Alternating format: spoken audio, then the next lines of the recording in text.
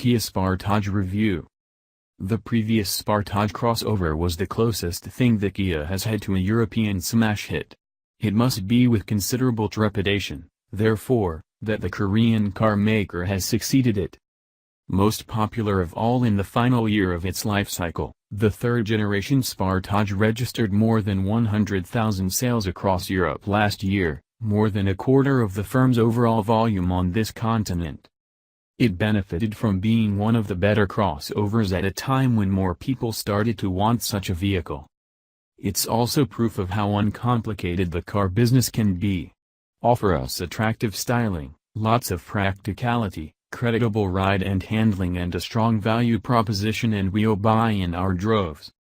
If success is that simple, of course, it shouldn't be so difficult for Kia to repeat it with this, the fourth-generation Sportage. But the more closely you investigate this new crossover, the more you realize that more of the same isn't quite what Kia is after. With a broader range of engines and transmissions, more power and performance on offer, more advanced cabin and safety technology, more svelte and sporting design features and, yep, more ambitious prices, the new Sportage is clearly part of a wider effort to gradually inch Kia up market.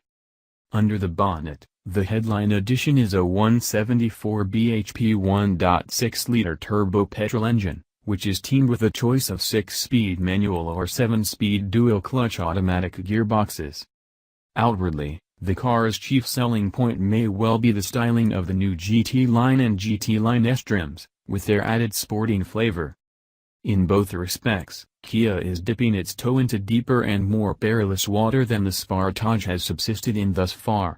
But, for now, it expects most UK buyers to plump for a 1.7-liter diesel engine and a more conservative trim level, as we're testing it here. Whatever may be wrapped up beneath it, the Sportage's bodywork will be key in determining whether Kia can continue riding the wave of its handsome predecessor's success in Europe. To our eyes, the new version fails to conjure the same instant visual allure as the last model, although it's far from unattractive. And before you write it off on the basis of our test car, bear in mind that the GT Line version gets a high-gloss radiator grille, extra satin chrome body moldings, 19-in wheels, gloss black wheel arch spats and silk cladding, twin exhaust pipes and chrome skid plates to perk up its look, while the GT Line S gets bi-xenon headlights giving it a more intimidating pose. And they do make a difference.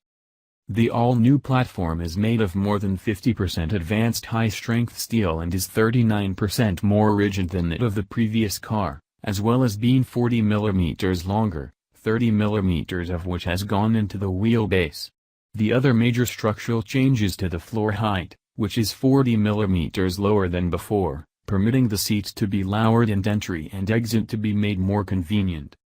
Suspension is via struts up front and multi-links at the rear, just as it was, although several key efforts have been made to improve both rider refinement and handling dynamism.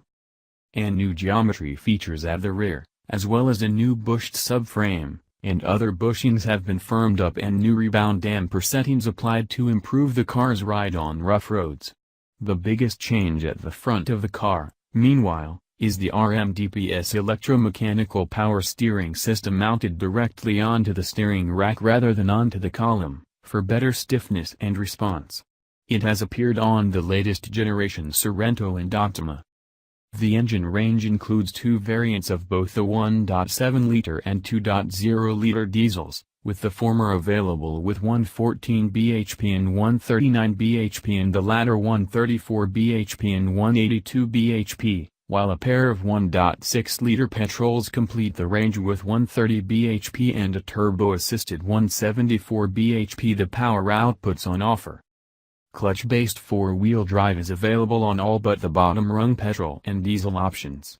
Although greater improvements to power, torque and emissions have been delivered on the European-engineered 2.0-liter diesel than on the Korean-developed 1.7, the lesser four-cylinder gets a lighter iron cylinder block, a new oil cooler bypass valve, new high-strength valve springs, a higher pressure fuel injection system and a slightly lower compression ratio compared with its predecessor. Emissions of CO2 from 119 grams/km still aren't particularly competitive, though. The 1.7-liter diesel engine feels like it's from a time when entry-level oil burners seldom transcended their humble beginnings.